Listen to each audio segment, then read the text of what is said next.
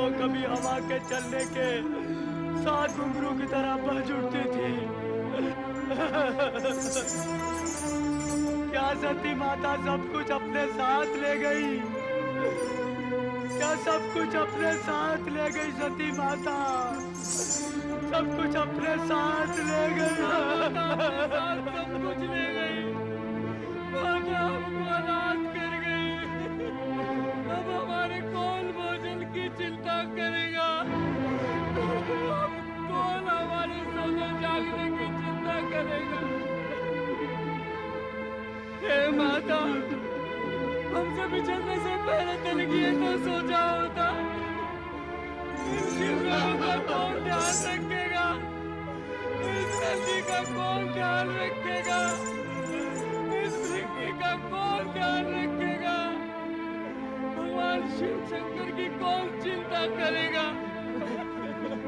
हे माता, हे माता। माता ने कदाचित प्रभु का वो विरहाकुल रूप देखा होता तो वास्तव में पछतावा होता। कि वो प्रभु इच्छा विरुद्ध दक्ष महल क्यों गई? ना वहां जाती, ना विनाश लीला होती और न कैलाश सूना होता।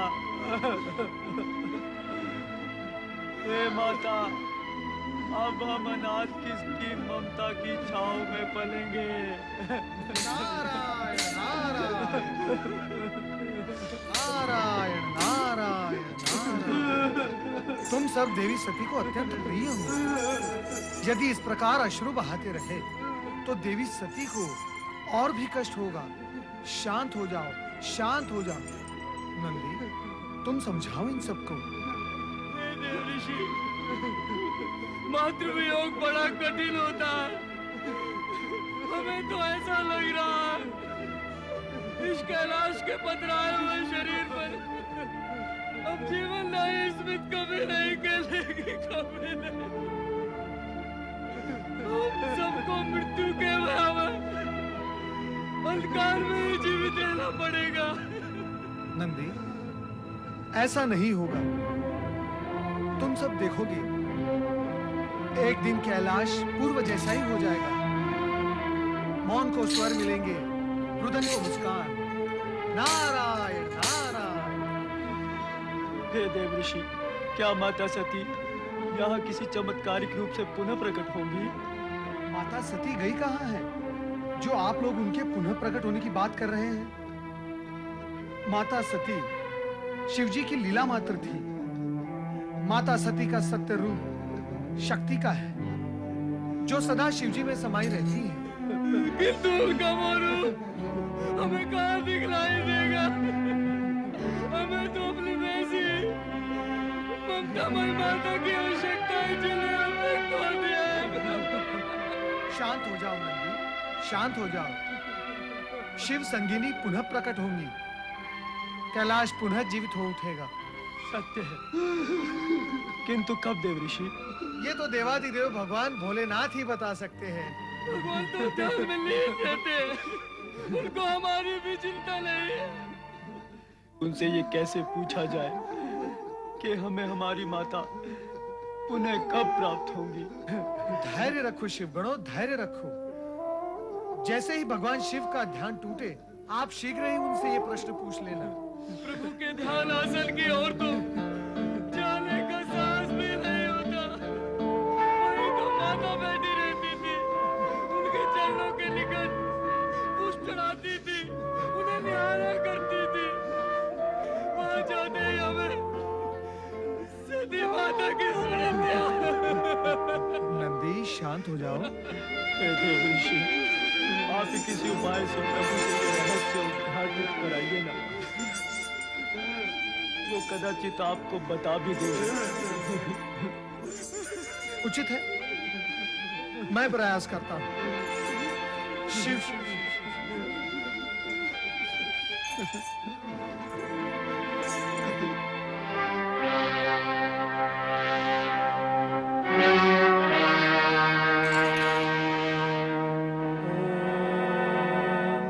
शिवाय।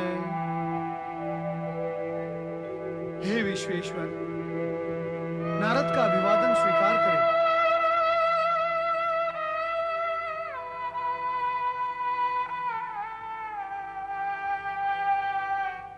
हे शिवशंकर, नारद का प्रणाम स्वीकार हो।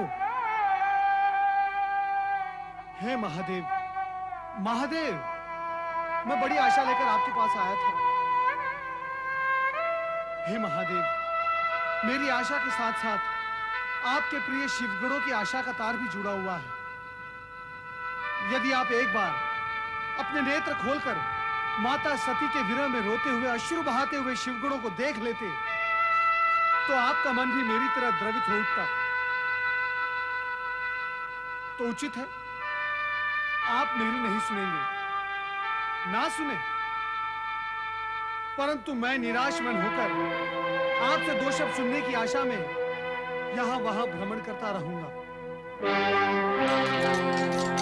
नमः शिवाय,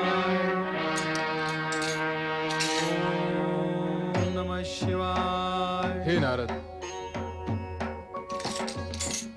हमारे परम भक्त होकर क्या तुम ये भी नहीं जानते कि कैलाश से कोई निराश मन नहीं होता? महेश्वर, आप सर्वज्ञ हैं, सर्वव्यापी हैं। इससे पूर्व कि आप पुनः अपनी ध्यान मुद्रा में चले जाएं, कृपया आप मेरी जिज्ञासा, जो आपके प्रिय शिवगणों की भी है, उसे शांत करें, उसका समाधान करें। अब ये न पूछ बैठिएगा कि हम सबकी जिज्ञासा क्या है। नारायण नारायण। क्या है? माता सती के जाने से कैलाश ही नहीं, सारा संसार शोकमग्न हो गया है।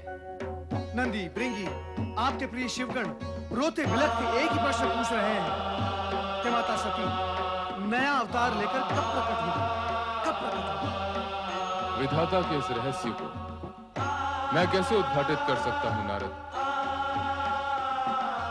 अभी अभी शिवगणों को तुमने स्वयं ही समझाया था कि शिव से शक्ति भिन्न नहीं है, तो अपने कथन पर अनास्था क्यों? हे नारद, शिव शक्ति की एकात्मकता ही सदाशिव है। जब जब सृष्टि में शक्ति के नारी रूप की आवश्यकता होगी, तब मेरे सदाशिव विग्रह रूप के अंदर एक से दो होने का संकल्प उदित होगा, तभी शक्ति मूर्त रूप में सामने आएगी। यदि इससे अधिक स्पष्ट समाधान के इच्छुक हो, तो तुम्हें सृष्टि के रचनाकार ब्रह्मा जी के पास जाना होगा। ओम नमः शिवाय।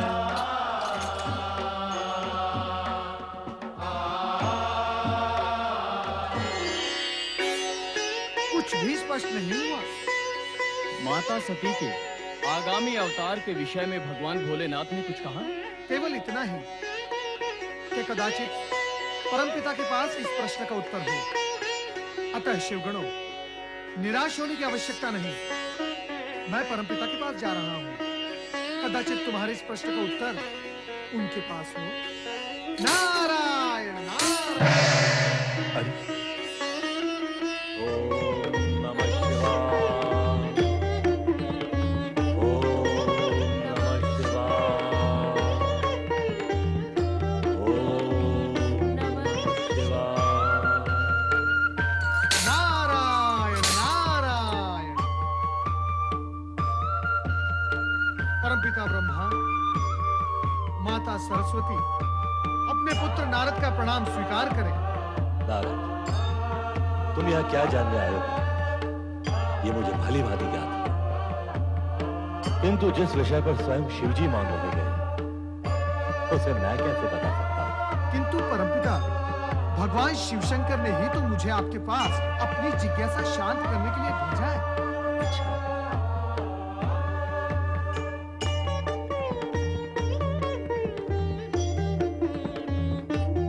शक्ति नारी अवतार लेंगी तो अवश्य, किंतु उसका एक विशेष उद्देश्य होगा।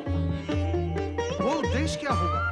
विधि के विधान और संसार के बीच जो छीना आवरण है, उसे समय से पहले उठा देने से अनर्थ हो सकता है पुत्र नारद।